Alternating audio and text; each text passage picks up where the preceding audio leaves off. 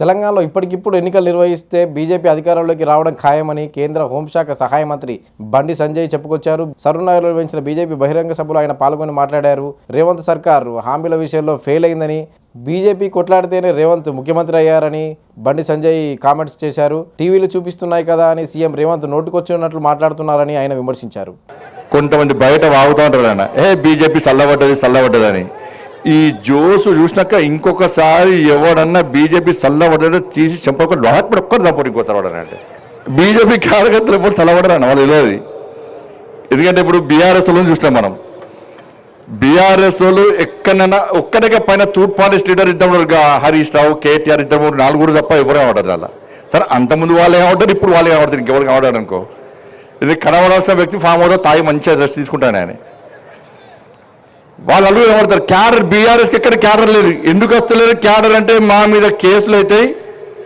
మేము మొన్న ఎప్పుడు పైరుల కోసం ఏదో బీఆర్ఎస్ పార్టీలో మా బీఆర్ఎస్ పార్టీ ఎందుకో పార్టీకి సిద్ధాంతం లేదు, దానికి ఒక నాయకుడు ఎవరిని పట్టించుకోడు, ప్రజలను పట్టించుకోడు, కార్యకర్తలను పట్టించుకోడు అని చెప్పి బీఆర్ఎస్ క్యాడర్ ఎవరు బయటకు వస్తలేరు. ఇక కాంగ్రెస్లో క్యాడర్ లేదు.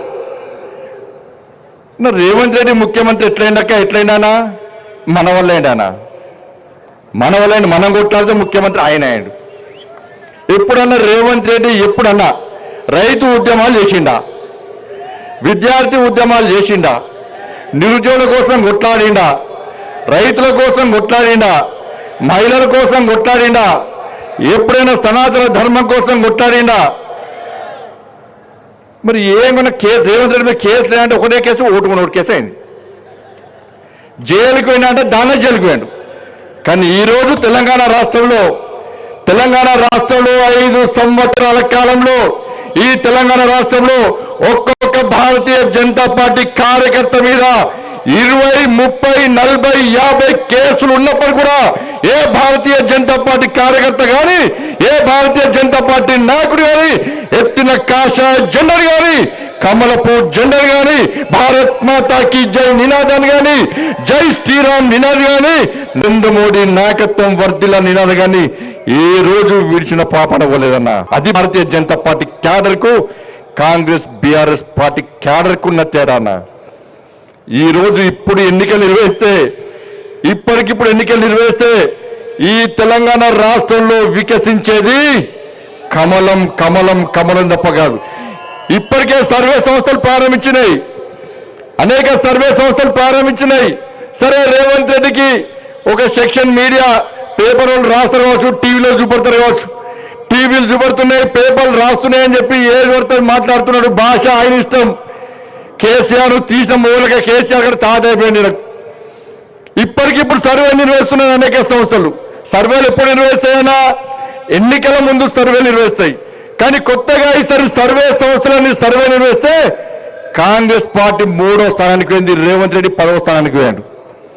రేవంత్ రెడ్డిని ముఖ్యమంత్రిగా గుర్తించే స్థితిలో తెలంగాణ రాష్ట్ర ప్రజలు లేరు.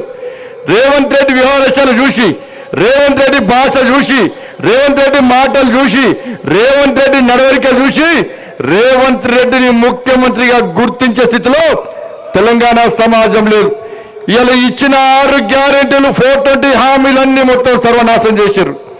ఏం హామీలు వచ్చినా ఏమనంటే ఉచిత బస్సు అంటున్నారు, 200 యూనిట్ల కరెంట్ అంటున్నారు, ఉచిత గ్యాస్ అంటే గ్యాస్ ఎవరికి ఇచ్చారు, రేషన్ కార్డులకి గ్యాస్ ఇచ్చారు, కరెంటు అందరికి ఫ్రీ ఇస్తారా అంటే 200 యూనిట్లు కూడా కరెంటు ఫ్రీ అట. ఆర్టీసీ బస్సు అంటే బస్సులు మొత్తం పనిచేసారు, మళ్ళీ దానిలో కొరికెలు పెట్టిరు. అలా ఇవాళ మేము అడుగుతున్నాం ఈ వేదిక సాక్షిగా, ఇలా కిషన్ రెడ్డి గారి నేతృత్వంలో ఇంత పెద్ద భారీ బహిరంగ సభ నిర్వహించడం. ఈ వేదిక పెట్టిన తర్వాత కాంగ్రెస్ పార్టీలు భారతీయ జనతా పార్టీ విమర్శ చేస్తున్నారు. మీ విమర్శలను పట్టించుకోం. ఈ వేదిక సాక్షిగా మేము అడిగే ప్రశ్నలకు మీరు సమాధానం చెప్పండి. మీలో కొన్ని నియతుంటే, నిజాయితీ ఉంటే మీరు మీ సోనియా గాంధీ మీద ఒట్టు పెట్టారు, సోనియా గాంధీ సంతకంతో లెటర్ రాశారు, ఈ దేవుడి మీద ఒట్టు, ఖురాన్ మీద ఒట్టు పెట్టారు, బైబిల్ మీద ఒట్టు పెట్టారు, భగవద్గీత మీద ఒట్టు పెట్టారు, నానా ప్రమాణాలు వేసారు. వల్ల మేము చేసే సవాలు, మేము చెప్పిన మాటలు సమాధానం చెప్పండి. చలో రైతుల విషయంలో రైతులను మోసం చేసింది వాస్తవం కాదా? రేవంత్ రెడ్డి సర్కార్ చెప్పాలి. ఇలా రుణమాఫీ చేస్తున్నారు, 2 లక్షల రుణమాఫీ చేస్తున్నారు. సాక్షాత్తు వ్యవసాయ శాఖ మంత్రి ప్రకటన చేసిండు. ఇంకా 22 లక్షల మందికి రుణమాఫీ చేయాలని చెప్పి సాక్షాత్తు వ్యవసాయ శాఖ మంత్రి గారు ప్రకటన ఇస్తే రేవంత్ రెడ్డి మాత్రం రుణమాఫీ చేస్తాం అందరికీ అని చెప్పి రేవంత్ రెడ్డి సర్కార్ చెప్తున్నారు. ఇలా రైతు కూలీలకు 12,000 రూపాయలు ఇస్తున్నారు. ఎంతమంది రైతు కూలీలకు 12,000 రూపాయలు ఇచ్చిన రేవంత్ రెడ్డి సర్కార్ చెప్పాలి. 15,000 రూపాయలు రైతు భరోసా ఇస్తున్నారు. ఎంతమందికి రైతు భరోసా ఇచ్చిన రేవంత్ రెడ్డి సర్కార్ చెప్పాలి. ఇలా అన్ని పంటలకు 500 రూపాయలు బోనస్ ఇస్తామని చెప్పి కేవలం సన్నాలకు మాత్రమే 500 రూపాయలు బోనస్ ఇస్తామని చెప్పి రైతులను మోసం చేసింది వాస్తవమా కాదా రేవంత్ రెడ్డి సర్కార్ చెప్పాలి. తరుగు తాలు తేమ లేకుండా పండించిన ప్రతి పంట గింజ కొంటామన్నారు. తరుగు పేరుతోని తాలు పేరుతోని వాళ్ళ రైతులను ఏ విధంగా మోసం చేస్తున్నారో రేవంత్ రెడ్డి సర్కార్ చెప్పాలి. ఆడతామని ఆడిస్తాం బిడ్డ. రేవంత్ రెడ్డి నేను ఇష్టపట్టే ప్రసక్తి లేదు. సంక్రాంతికి నీకు డెడ్ లైన్, సంక్రాంతికి డెడ్ లైన్. ఈ వేదిక సాక్షిగా మనం చెప్తున్నాం, ఈ వేదిక సాక్షిగా చెప్తున్నాం.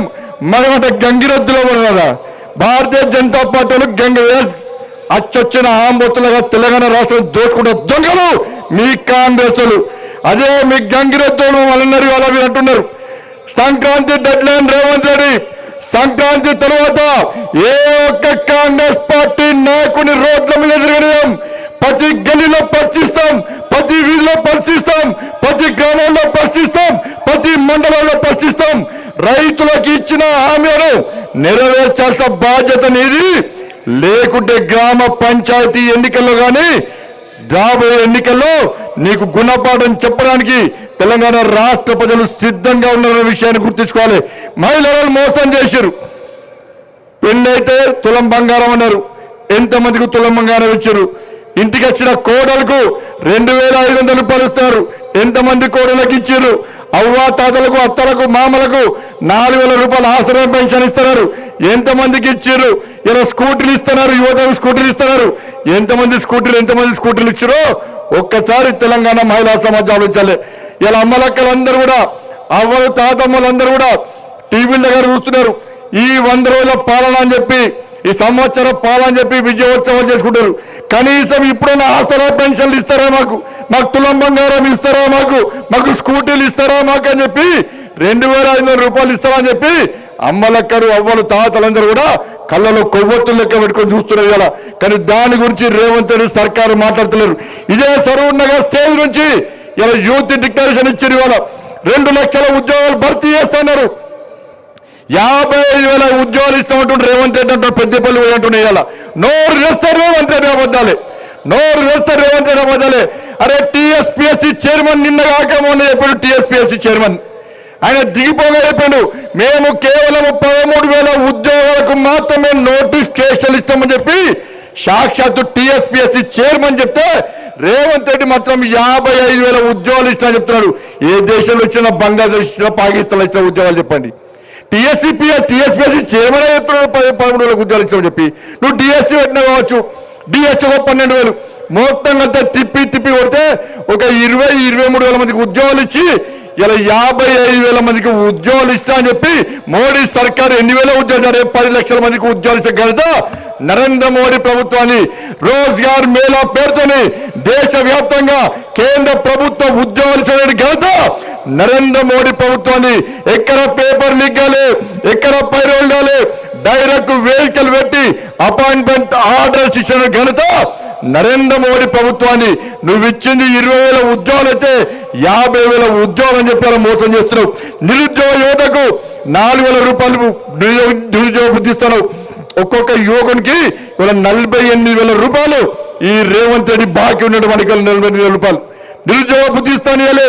ఇలా ఉన్న కాంట్రాక్ట్ ఉద్యోగాలు దాదాపు 6,000 మందిని ఉద్యోగాలు తొలగించిన మూర్ఖులు ఈ రాష్ట్ర ముఖ్యమంత్రి రేవంత్ రెడ్డి అన్న విషయాన్ని ఒక్కసారి యువత గుర్తుంచుకోవాలి. ఉద్యోగాలు లేక మొన్న గ్రూప్ 1 ఎగ్జామ్ 21 జీవో పెట్టాడు, 46 జీవో అన్నాడు.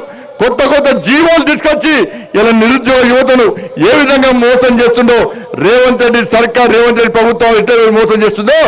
ఆ రోజు వచ్చిండు రాహుల్ గాంధీ వచ్చిండు, సెంట్రల్ అడ్డిపళ్ళు ఉన్నాడు. వాళ్ళ బాధలు చూసిండు. ఇలా బాధలు చూసి ఉద్యోగాలు మేమిస్తామని ఇవాళ ఉన్న ఉద్యోగాలు కూడా కొట్టి నిరుద్యోగ యువతని ఏ విధంగా బాధ పెడుతుండో ఒక్కసారి ఆలోచండి.